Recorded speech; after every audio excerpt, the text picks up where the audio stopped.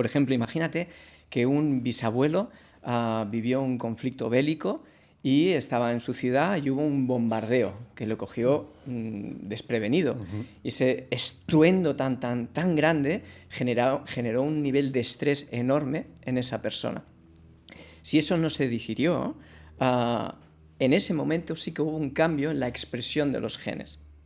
Tenemos que tener en cuenta que ya conocemos, ¿no? Últimamente ya se habla mucho de lo que es la epigenética, ¿no? La manera de cómo se expresan nuestros genes. Nuestros genes, sí, los heredamos, tenemos aproximadamente unos 20.000 genes humanos, casi 1.000.000 microbianos, que eso es otro tema, y cómo se van a expresar estos genes depende del ambiente en que nosotros vivimos. Bien, te doy un ejemplo para volver a lo que estábamos hablando. Si tú ahora fumas un cigarro, pues ahora mismo estás cambiando la expresión de tus genes. Estás silenciando algunos genes y expresando otros, ¿de acuerdo?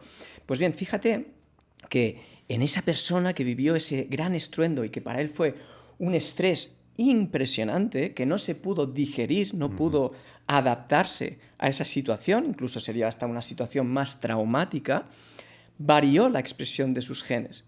Ahora sabemos incluso en algunos de los genes, ¿no? Por ejemplo, genes que tienen que ver con el receptor de cortisol, que es la hormona, ya conocemos, la hormona de la supervivencia, la hormona del estrés.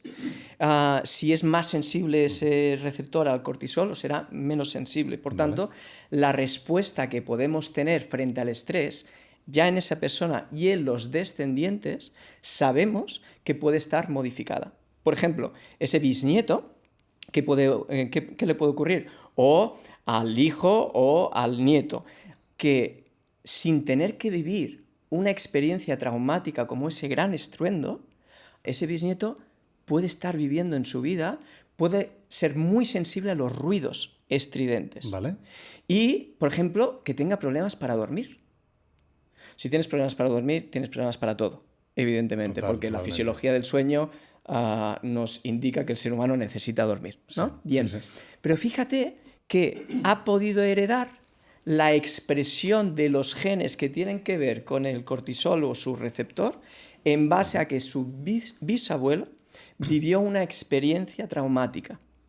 Ahora ya sabemos incluso, porque esto ya son estudios, es verdad, hay estudios en animales, en ratoncitos, y podemos decir, oye, los estudios en animales no se pueden extrapolar a los seres humanos. Es verdad, ¿no? Tenemos que ser rigurosos con la... Sería muy reduccionista coger y aplicar sin más. Y sería muy sesgado, porque no podemos... Ahora bien, lo interesante es que ya hay estudios, por ejemplo, como los supervivientes del Holocausto. Las personas que vivieron en los campos de concentración nazis y sobrevivieron, ya cambiaron su manera de expresar sus genes.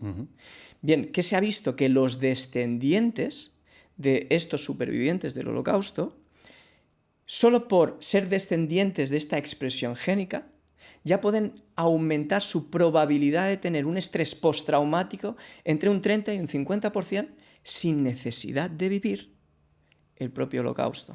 ¿Y cómo sabes que no es herencia por transmisión oral?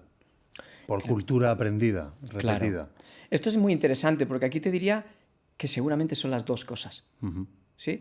Si miramos los genes como ya se han visto, ¿no? Hay estudios que ven la expresión, por ejemplo, de la enzima que metaboliza el cortisol, que tiene un nombre un poco demasiado técnico.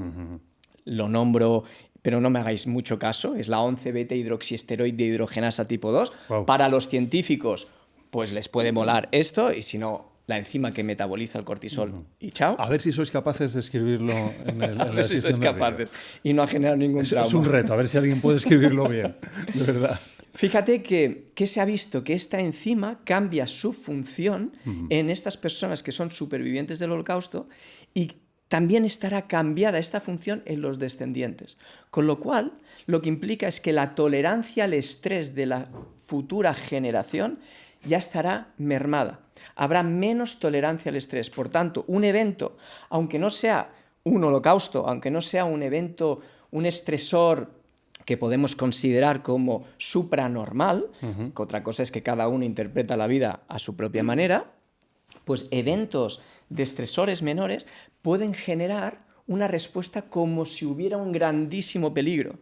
Evidentemente que esto se traduce a la biología en infinitos mecanismos de acción que, entre otras cosas, pueden alterar la inmunidad. Vale, entonces eso, Xavi, ¿influye o puede influir? Porque son dos formas de expresarlo muy distintas. Claro. Influye y muchísimo. De verdad que influye y muchísimo, ¿no? En los trabajos, en consulta, ya, mira, Carlos, ya puedes tener el título de la disfunción, de la patología, del síndrome que quieras, ¿sí? Por ejemplo, una patología cardiovascular, una hipertensión o una patología autoinmunitaria como la artritis reumatoide, o una alteración digestiva como ahora ya está muy de moda, pues antes se hablaba del colon irritable y ahora se habla del SIBO, la proliferación de bacterias del intestino delgado. Bien, vamos a tener muchas etiquetas, pero lo que vamos a tener delante, Carlos, son personas. Ya. Son personas. Complejas. Muy complejas, porque somos sistemas complejos. Con Entonces, una mochila muy particular cada uno. claro, Ya. María, que está diagnosticada de artritis reumatoide, va a tener una historia.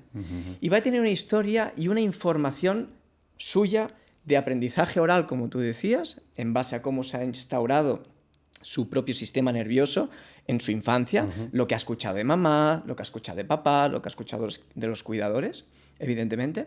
Pero María también va a tener una información de la historia familiar, de dos grandes linajes, del linaje materno y del linaje paterno, y de todas las cosas que han podido pasar ahí, secretos, atrocidades, alegrías.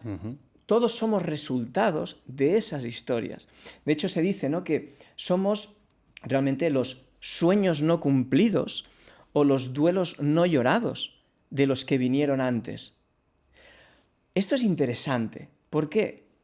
Porque yo cuando aprendí esto, y en consulta, evidentemente lo veía con muchos títulos de patologías, pero veía a María, veía a Lucía, a Juan, a Antonio, mundos absolutamente distintos. Ahí me di cuenta, digo, wow, ahora puedo ver a mis padres, a mis abuelos, a mis bisabuelos con una enorme compasión, porque no solo heredamos su sangre, sus genes, su expresión génica, no solo vamos a heredar esto, vamos a heredar también heridas que no se han sanado. Y esto muchas veces puede ocasionar incluso hasta reproches. Ahora bien, no nos olvidemos de algo que es muy importante, también hemos heredado la fuerza que los mantuvo vivos. Y esto es un cambio de paradigma, esto es un reencuadre muy importante a muchas personas para poder ver su historia desde el amor y desde la compasión. Por eso decía herencia maldita o no maldita. Ahí está. Al principio. Ahí está.